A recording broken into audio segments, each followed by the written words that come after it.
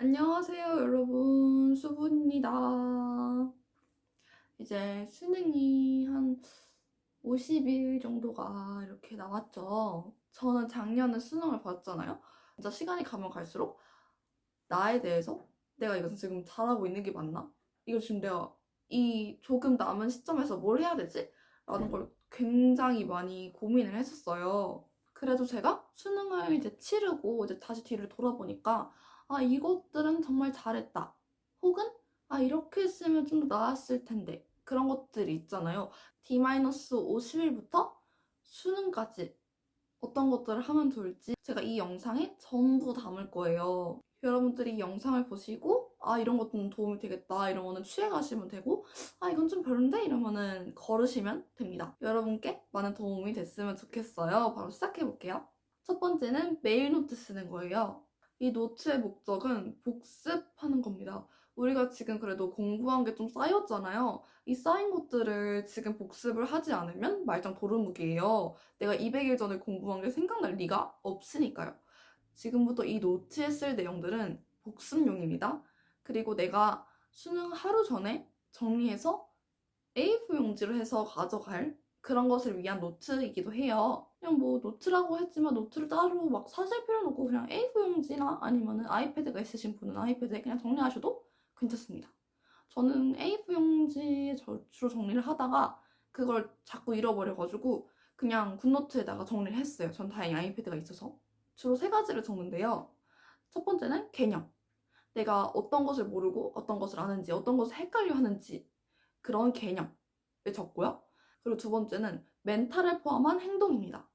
행동. 내가 수영장 가가지고 어떻게 행동을 할 건지, 내가 언제 화장실을 가고, 쉬는 시간에는 어떻게 하고, 그리고 좀 더 깊숙이 들어가서 국어 시간에 보기를 응용한 문제가 있어요. 그러면은 내가 이때 행동을 어떻게 할 건지 그런 것들을 아주 세세하게 꼼꼼히 적습니다.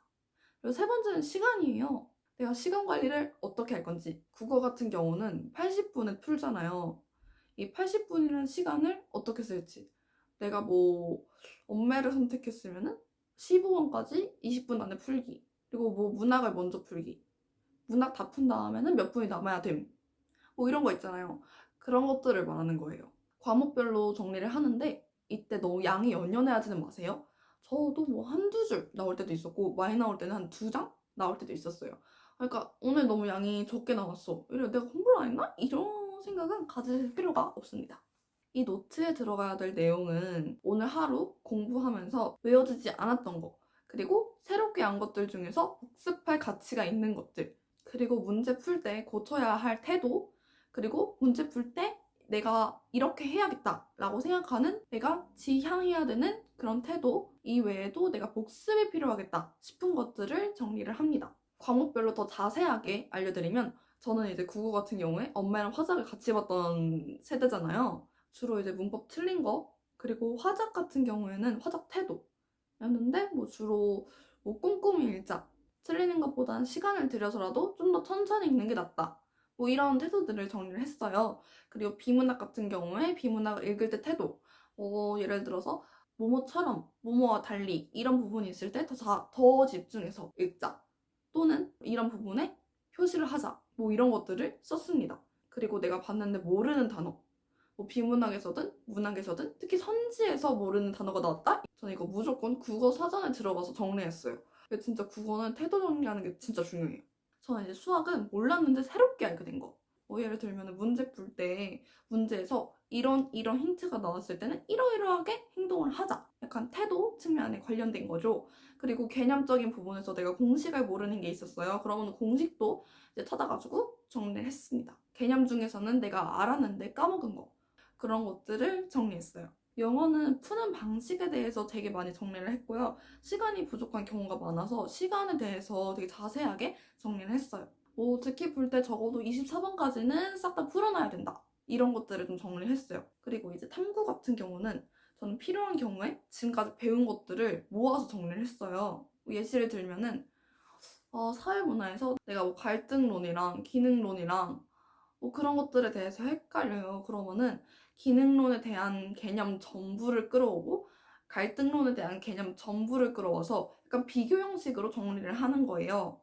그리고 탐구를 배우다 보면은 내가 앞부분에 배운 개념이랑 뒷부분에 배운 개념이랑 개념 자체는 다른데 헷갈리는 부분이 있단 말이에요. 그럼 그것들 다시 모아가지고 정리를 했습니다. 이렇게 정리를 하니까 내가 이제 수능에서 이런 것들이 나와도 내가 틀리지 않겠구나 라는 자신감이 생기더라고요. 이제 인강을 들으면서 그 인강에서 주시는 자료 있잖아요. 그 자료 중에서 막 틀린 선지들이 있어요. 그런 틀린 선지를 정리하고 또 틀린 개념을 정리했어요. 이 노트는 앞에서 말씀드렸듯이 복습용이에요. 그렇기 때문에 이거를 그냥 적는 거에 그치지 말고 복습하는 거가 진짜 중요한데요. 저는 14714 공부법을 이용해서 공부했어요. 유튜브에 긍정에너지 토리파님 영상을 참고하시면 돼요.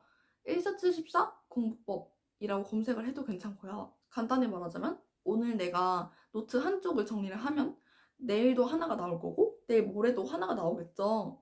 이렇게 쭉쭉쭉쭉 나올 건데 그럼 내가 오늘 복습할 것들은 1일 전, 4일 전, 7일 전, 14일 전 노트를 복습을 하면 돼요. 저는 하루 더 추가해서 28일 전 것도 복습을 했어요. 지금 D-50이라고 가정을 했을 때 이렇게 매일 노트를 쓰다가 한 3주 정도 지나요. 그러면 D-29 정도겠죠? 이때 내가 적어둔 노트들을 쫙 정리를 해요.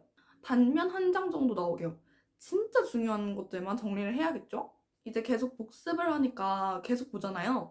보다 보면 내가 뭘 모르는지, 내가 뭘 아는지 알 수 있어요. 알면서 덜 중요한 거는 쓰지 말고, 모르는데 덜 중요한 거는 검은색 펜, 아는데 중요한 거는 파란색 펜, 모르는데 중요하다. 이건 빨간색 펜으로 저는 정리를 했습니다. 물론 이렇게 정리를 했다고 해서 지금까지 내가 적어온 메일 노트를 버리면 절대 안 돼요. 계속 복습을 해야 되거든요.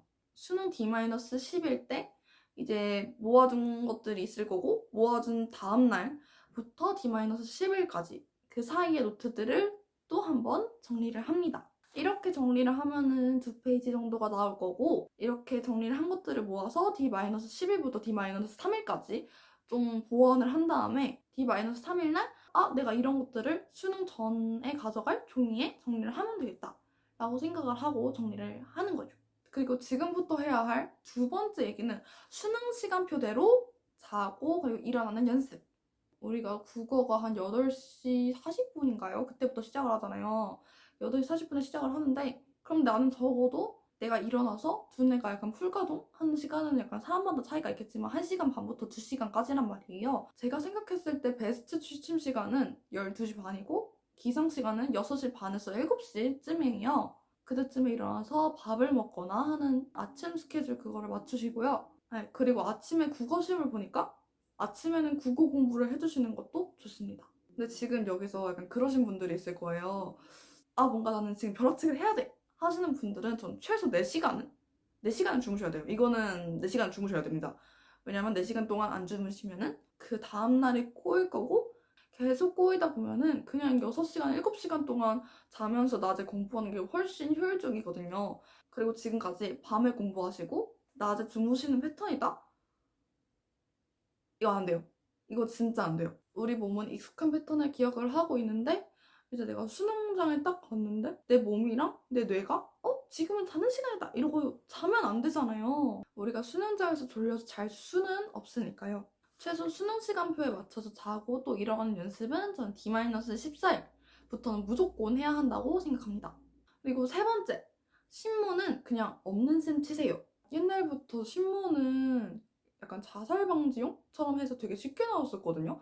근데 이상하게 재작년부터 특히 수학은 좀 어렵게 나왔어요. 약간 참고를 해주세요. 신문을 보고 난 뒤에 내 태도는 신문을 보기 전과 다르게 없어야 돼요. 내가 신문을 잘 봤다고 해서 자만하지도 말고 못 봤다고 해서 우울해하지도 말아요. 우리 본 게임은 수능이니까요. 그 대신 내가 틀렸으면 어떤 부분에서 틀렸는지, 내가 태도 같은 경우에서는 뭘 교정하면 더 좋을지 이런 것들을 계속 생각을 합니다. 약간 내 머리는 움직이고 있어도 내 마음은 약간 강 같은 평화. 이게 되게 산은 산이고 물은 물이다 이런 마인드로 굉장히 찬찬하게 가셔야 합니다. 그리고 네 번째, 진짜 중요한 마인드. 나는 무조건 수능 잘 볼 거다. 무조건 수능 잘 볼 거다. 라는 생각을 계속 가지고 갑시다. 그리고 행동으로는 계속 수능을 잘 보기 위한 연습을 해야겠죠.